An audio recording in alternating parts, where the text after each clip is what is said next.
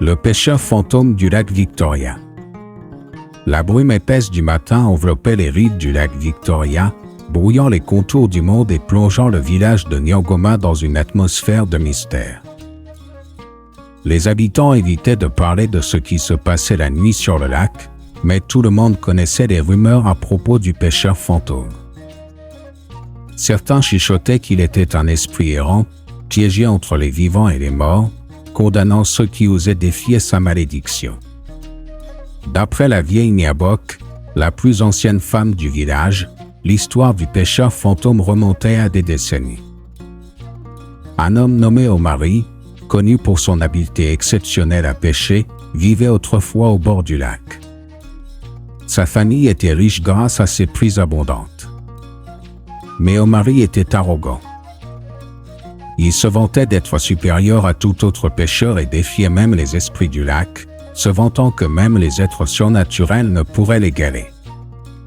Un soir, lors d'une pleine lune, il pénétra dans une zone du lac que les anciens interdisaient à tout pêcheur. Les eaux profondes sont sacrées, l'avaient averti les érudits du village. Mais Omari, dans son arrogance, ignora leurs avertissements. Il jeta son filet, ricanant au clair de lune, et captura un poisson énorme, plus grand que tout ce qu'il avait vu auparavant. Ce poisson était différent, à la fois lumineux et sombre, avec des écailles scintillant comme des étoiles. Alors qu'Omari se réjouissait de son triomphe, une voix profonde et glaçante sortit des eaux, « Tu as défié les gardiens du lac. Tu seras maudit, toi et ta descendance. » Avant qu'il ne puisse fuir, des mains spectrales surgirent de l'eau et l'entraînèrent dans les profondeurs. Depuis cette nuit, Omari n'était plus jamais revenu. Mais les habitants commencèrent à entendre des bruits étranges près des eaux la nuit, le bruit d'un filet se jetant, des rires sinistres et parfois des cris étouffés dans le vent. Certains affirmèrent avoir vu une silhouette solitaire ramer sous la lune, vêtue de haillons, mais nul n'osait s'approcher. Dans le village, une jeune fille du nom d'Achia était fascinée par l'histoire du pêcheur fantôme. Elle était intrépide et rêvait d'échapper à la vie monotone du village. Achia était aussi une excellente pêcheuse, tout comme Omari l'avait été. Elle passait souvent ses journées au bord du lac, écoutant les anciens raconter leurs histoires tout en perfectionnant sa technique. Son oncle, le vieux Camo, l'avait mise en garde, les esprits du lac ne sont pas des contes pour enfants, Achia. Ne les défie pas. Mais elle ne pouvait résister à l'appel de l'inconnu. Une nuit sans lune, elle se glissa hors de sa hutte, armée de son filet et d'une petite lampe. Les eaux du lac étaient calmes, mais une énergie lourde planait dans l'air. Achia récita une prière rapide aux esprits, mais au fond, elle ne croyait pas vraiment aux malédictions. Elle se disait que tout cela était une invention des anciens pour contrôler les jeunes. Elle ramait doucement, ses pensées vagabondant entre l'excitation et la peur. Les bruits nocturnes du lac étaient amplifiés dans le silence, le clapotis de l'eau contre sa pirogue, le cri lointain d'un hibou, et parfois, des échos qu'elle ne pouvait identifier. Elle aperçut des ombres dans la brume, mais chaque fois qu'elle tournait la tête, elle disparaissait. La rencontre avec l'ombre. Alors qu'elle ramait silencieusement sur le lac, une brise glaciale se leva, et la brume épaisse sembla s'épaissir encore davantage.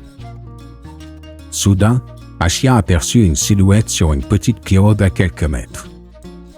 L'homme était dos à elle, jetant un filet dans l'eau avec des mouvements précis. Mais quelque chose était étrange. Ses bras semblaient se détendre anormalement, presque comme s'ils étaient faits d'eau. Sa pirogue était silencieuse, glissant sur l'eau sans produire de remous. « Qui es-tu » cria Achia. Sa voix était à peine audible dans le silence surnaturel. L'homme tourna lentement la tête, et Achia sentit son sang se glacer. Son visage était flou, comme s'il était à la fois là et ailleurs. Ses yeux étaient des orbites vides, brillant d'une lueur spectrale. « Tu ne devrais pas être ici, enfant, dit-il d'une voix qui ressemblait au vent volant à travers les roseaux. Pourquoi as-tu osé troubler le repos des eaux? L'épreuve. Achien, bien que terrifié, trouva le courage de lui répondre. Si tu es au mari, pourquoi tourmentes-tu le lac et ses habitants? Que as-tu fait pour mériter une telle malédiction? Le fantôme la fixa, et soudain, l'eau autour de sa pirogue se mit à tourbillonner. Une scène apparut devant Achien, comme un écran projeté sur la brume. Elle vit Omari dans sa gloire passée, capturant le poisson mystique et défiant les esprits. Puis, elle vit les conséquences de la mort de sa famille, la destruction de son village, et finalement, sa propre transformation en un être spectral, prisonnier du lac. « Je ne trouve pas la paix », expliqua-t-il. « Ma malédiction ne peut être levée que si quelqu'un récupère le filet que j'ai utilisé cette nuit-là et le rend aux esprits du lac. » Mais aucun vivant n'a osé s'aventurer dans les profondeurs. Achien sentit un frisson parcourir son dos. Malgré la peur, elle se sentait poussée par un étrange mélange de compassion et de défi. Elle se redressa dans sa pirogue, son filet en main. « Si je retrouve ce filet, les esprits me laisseront-ils partir en vie ?» demanda-t-elle. Le pêcheur fantôme inclina légèrement la tête, son regard spectral perçant la brume. « Peut-être. Mais sache ceci, les profondeurs du lac sont un royaume où le temps et la réalité n'existent pas comme tu les connais. Beaucoup ont essayé, aucun n'a réussi. » Achien savait qu'elle n'avait pas de temps à perdre. Elle se mit à ramer plus loin dans le lac, suivant les indications énigmatiques du fantôme qui semblait se fondre dans la brume. Chaque mouvement de rame faisait naître des échos étranges, comme si les eaux murmuraient des avertissements. L'air devenait de plus en plus oppressant et une lumière spectrale émanait des profondeurs. Enfin, elle atteignit un endroit où le lac semblait changer de nature. L'eau était si claire qu'elle pouvait voir les profondeurs insondables, où des silhouettes indistinctes bougeaient comme des ombres. Achien inspira profondément, attacha une corde à sa pirogue et plongea dans les eaux glacées. Elle se sentait à la fois légère et lourde, comme si le lac essayait de la garder en son sein. Les profondeurs étaient un monde à part. Les poissons lumineux nageaient autour d'elle, leurs yeux scintillant comme des étoiles. Des voix lointaines résonnaient dans sa tête, chuchotant des mots dans une langue ancienne.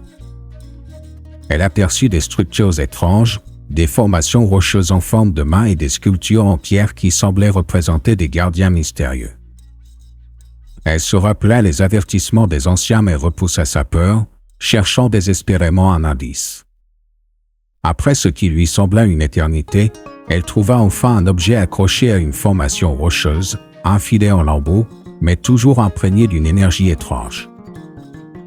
Dès qu'elle posa la main dessus, une secousse parcourut tout son corps et des visions tourbillonnèrent devant ses yeux. Elle vit Omari une dernière fois, tendant les bras vers elle comme pour la remercier ou pour l'avertir. Le retour. Achien remonta à la surface, haletante et épuisée, mais triomphante. Elle lança le filet dans la pirogue et se mit à ramer frénétiquement vers la rive.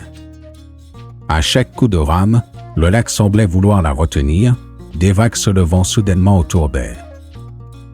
Mais une force invisible semblait aussi la pousser en avant, comme si le lac voulait en finir avec cette malédiction. Quand elle atteignit enfin la rive, le filet dit. Achien récita une prière rapide aux esprits, mais où? Parut de la pirogue, se dissolvant en une pluie d'étincelles qui montèrent vers le ciel nocturne. Le vent se calma, et le lac retrouva sa quiétude. Achien se retourna pour voir la silhouette du pêcheur fantôme s'élever au-dessus des eaux. Il leva une main en signe d'adieu avant de disparaître dans un éclat de lumière. Une nouvelle légende. Depuis cette nuit, le lac Victoria retrouva une paix inhabituelle. Les habitants racontèrent avec fierté l'histoire d'Achien, la fille courageuse qui avait osé défier les esprits et lever la malédiction. Mais certains disaient que, parfois, lors des nuits de pleine lune, une silhouette pouvait être aperçue ramant tranquillement sur le lac, veillant sur ceux qui respectaient ses eaux sacrées. Achien, elle, continuait de vivre au village, respectée et admirée. Pourtant, dans son cœur, elle gardait un secret. Parfois, dans ses rêves, elle entendait encore le murmure des eaux et voyait des éclats d'écailles brillantes. Elle savait qu'elle avait vu un monde que peu d'humains avaient osé affronter et qu'une part d'elle resterait à jamais liée au mystère du lac Victoria.